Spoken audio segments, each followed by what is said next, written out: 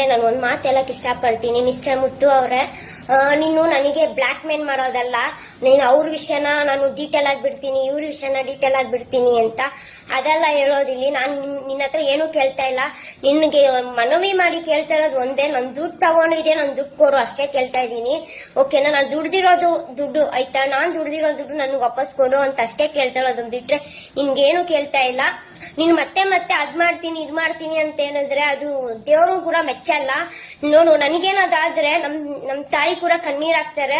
ನಾಳೆ ಸಹ ನಮ್ ತಾಯಿಗೇನಾದ್ರೆ ನೀನೇ ಕಾರಣ ಆಗ್ತೀಯಾ, ಮತ್ತೆ ನನ್ಗೇನಾದ್ರೆ ನೀನೇ ಕಾರಣ ಆಗ್ತೀಯಾ. ಇಲ್ಲಿಗೆ ಕೊನೆ ಮಾಡು ಹೇಳ್ತಾ ಇದ್ದೀನಿ. ನನ್ ದುಡ್ಡು ನನಗೆ ಕೊಡು ಅಷ್ಟೇ ಹೇಳ್ತಾ ಇದ್ದೀನಿ. ದುಡ್ಡು ಬಿಟ್ರೆ ನಾನು ಇನ್ನೇನು ಕೇಳ್ತಾ ಇಲ್ಲ. ಓಕೆನಾ? ನಿನ್ ಬಗ್ಗೆ ನಾನು ಎಲ್ಲೂ ಮಾತಾಡ್ತಾನು ಇಲ್ಲ.